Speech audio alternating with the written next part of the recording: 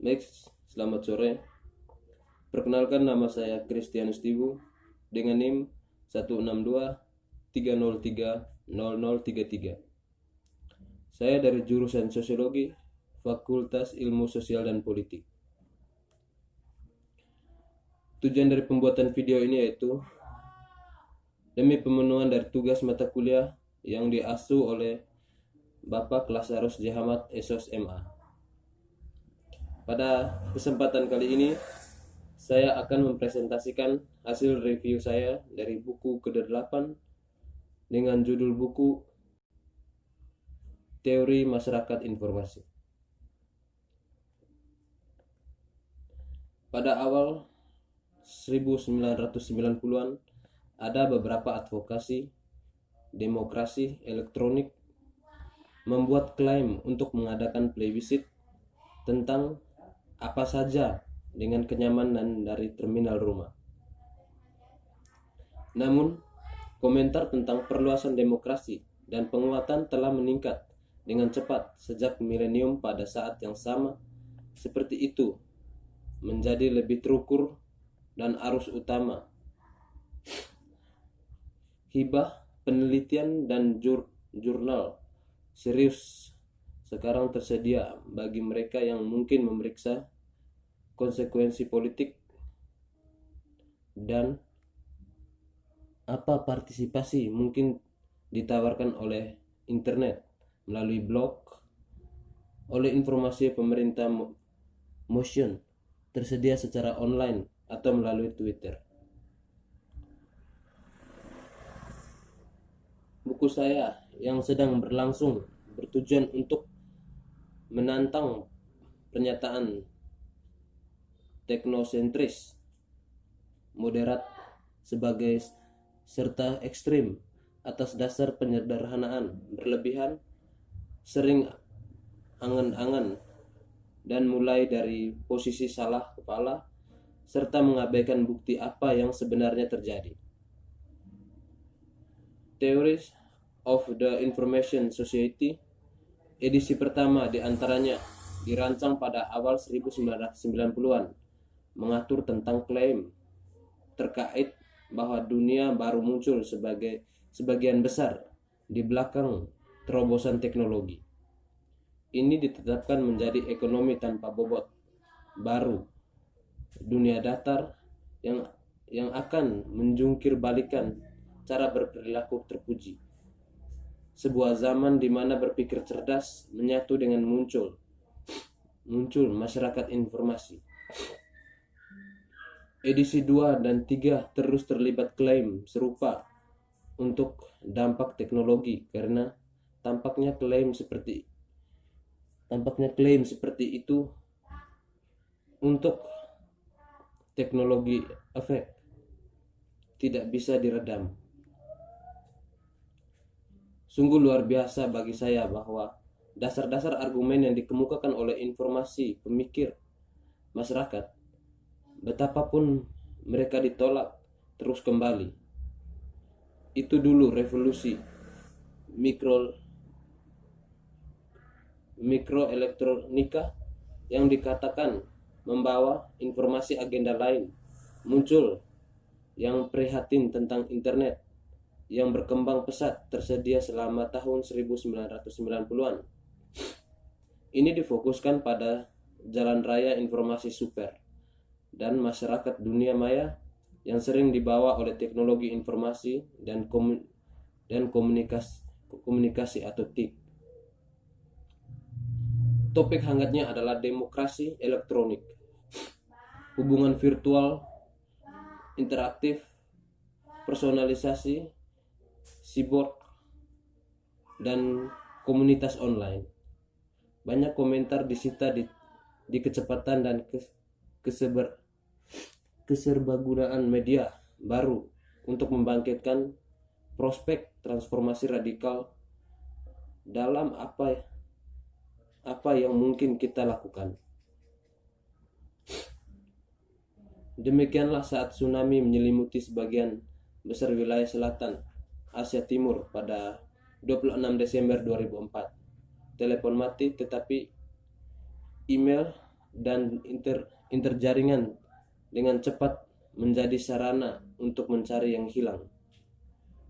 Dan ketika pada 7 Juli 2005 teroris membom London Underground dan sistem bus, sistem telepon ditutup, namun orang dengan cepat beralih ke internet untuk mendapatkan berita dan saling mendukung.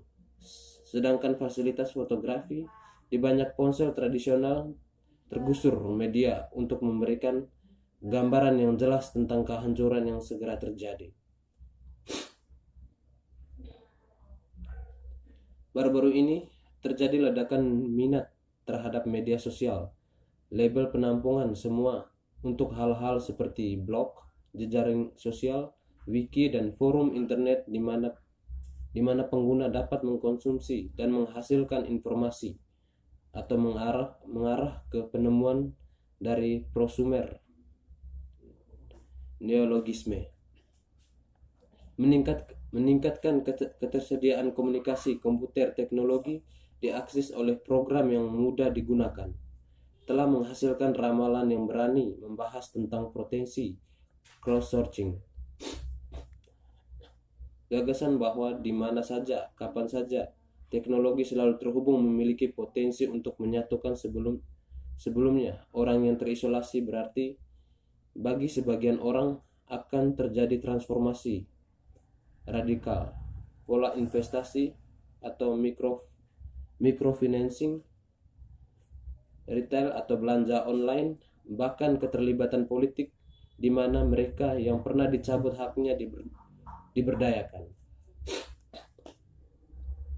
Memang untuk beberapa musim semi Arab yang terjadi sepanjang 2011 di Mesir, Tunisia, Libya, dan bahkan Arab Saudi dan Republik Persatuan Arab telah menjadi hasil dari teknologi tersebut, menjadi ponsel, kamera video, dan internet terintegrasi dalam dan melalui keterjangkauan media sosial seperti Twitter, Reddit, YouTube, dan Facebook.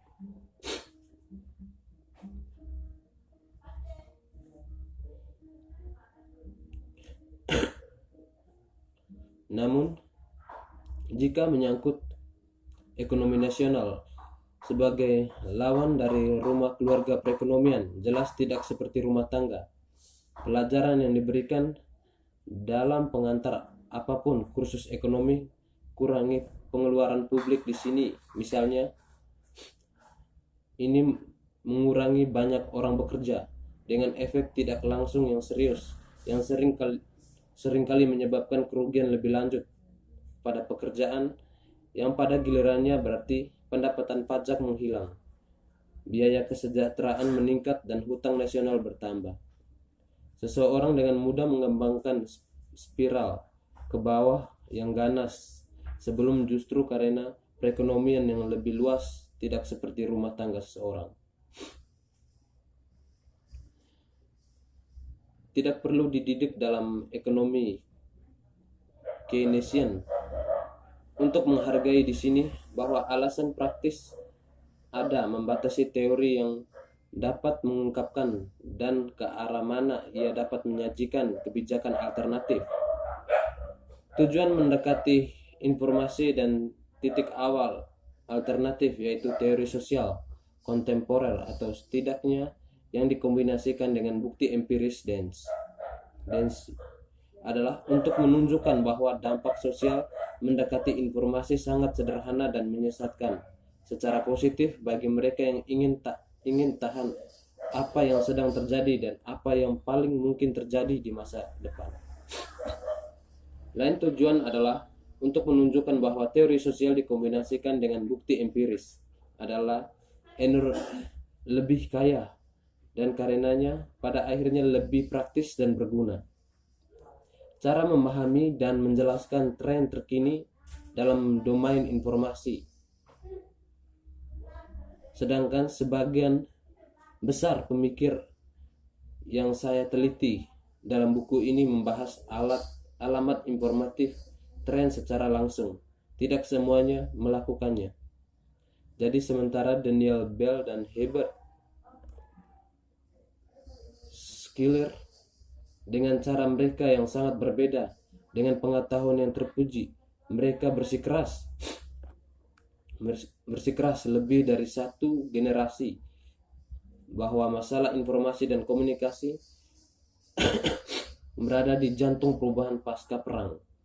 Ada pemikir lain yang saya anggap seperti Jürgen Habermas dan Anthony Giddens yang kurang memberikan perhatian langsung pada domain informasional.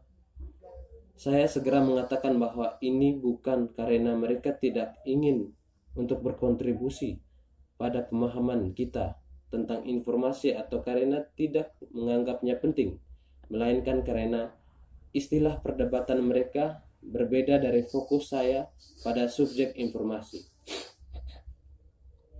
Untuk alasan ini, saya merasa bebas berangkat dari diskusi. Katakanlah gagasan Habermas tentang ruang publik, atau dari pertimbangan argumen seputar dugaan pergeseran dan Fordisme ke pasca Fordisme, lebih langsung ke minat saya pada masalah informasional.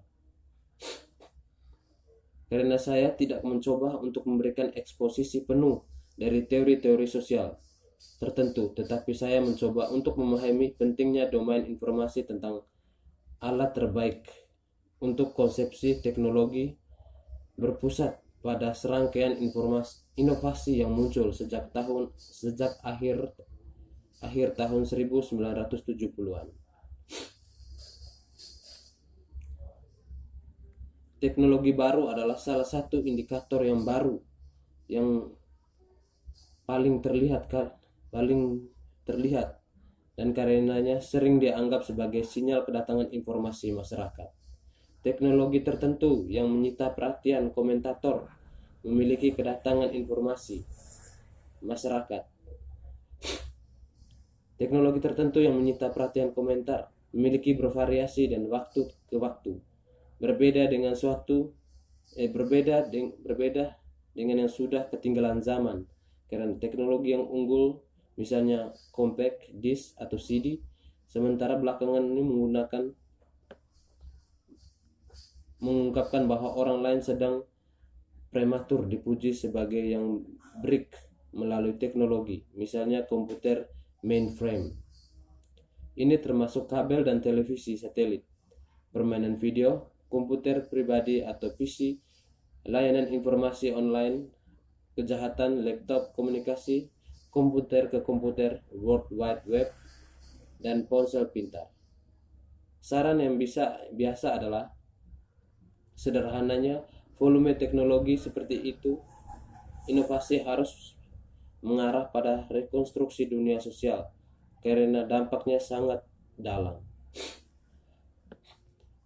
Sekian video presentasi hasil revisi saya. Atas perhatiannya saya sampaikan terima kasih.